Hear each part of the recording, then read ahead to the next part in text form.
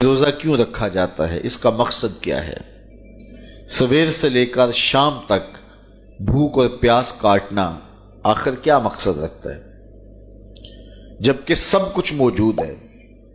یہ خوراک بچاؤ مہم تو ہے نہیں، بلکہ ان دنوں کے اندر مومن کا رزق بڑھ جاتا ہے، رزق میں اضافہ ہو جاتا ہے، اخراجات زیادہ ہوتے ہیں۔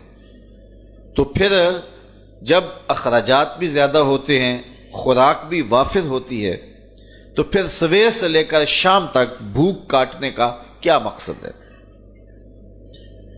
اللہ تعالیٰ جل شانہ جو اتنا پیار بندے سے کرتا ہے، وہ کیوں گوارا کرتا ہے کہ میرا بندہ اتنی بھوک کاٹے، اتنی پیاس کاٹے؟ ایک ماں گوارا نہیں کرتی کہ میرا بچہ بھوکا رہے، پیاسا رہے۔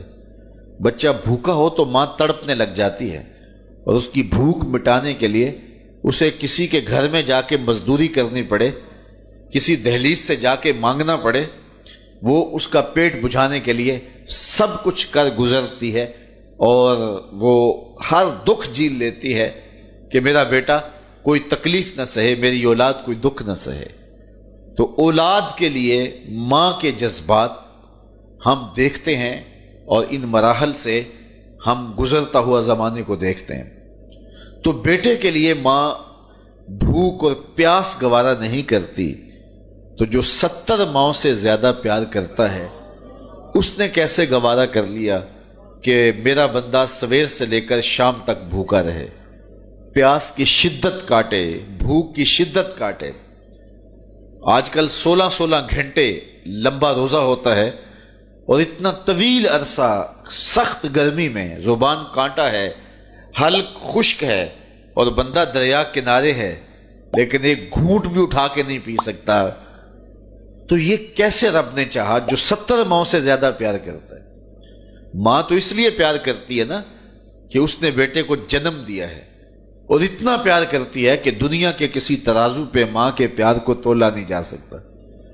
یہ سڑکوں کے کنارے پہ بڑے بڑے ہیوی کنڈے نصب کر دیے گئے ہیں، جس پر پورے کنٹینر تول لیے جاتے ہیں۔ تو میں کہا کرتا ہوں، آج تک مجھے کوئی ایسا کنڈا نہیں ملا جس پر ماں کے پیار کو بھی تولا جا سکے۔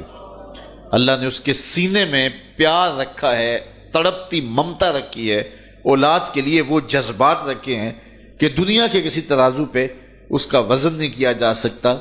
پھر دوسری بات، آج بازار جائیں تو کوئی شے بھی آپ کو خالص نہیں ملتی، لیکن ماں کا پیار آج بھی کھرا ہے، ماں کا پیار آج بھی سچا ہے۔ اولاد کے لیے اس کے جذبات آج بھی جو ہیں وہ بالکل کھرے ہیں۔ اولاد کا پیٹ پالنے کے لیے کسی کے گھر کے برتن مانجنے پڑے تو ماں اس سے بھی گریز نہیں کرتی۔ شہر میں آ کر پڑھنے والوں بھول گئے ہو، کس کی ماں نے کتنا زیور بیچا ہے۔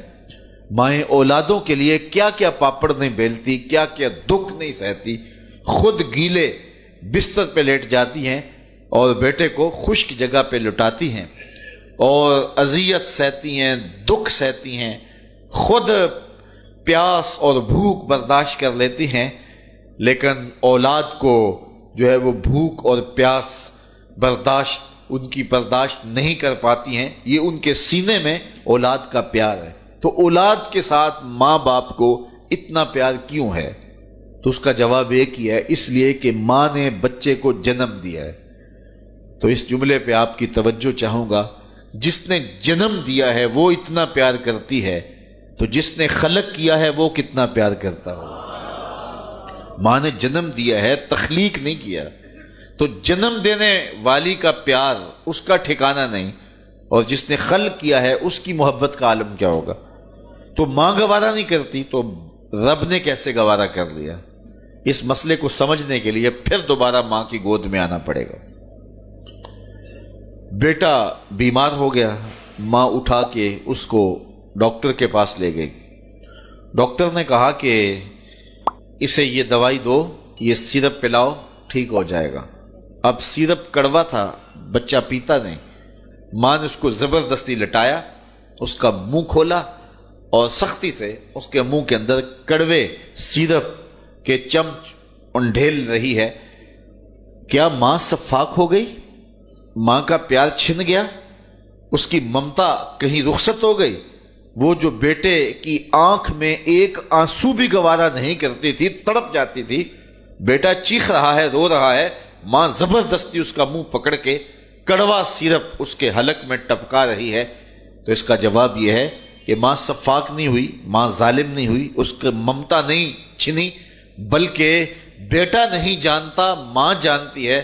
یہ چند لمحوں کی کڑواہٹ ہے، چند گھڑیوں کی تکلیف ہے، اس کا نتیجہ شفا کی صورت میں برآمد ہوگا۔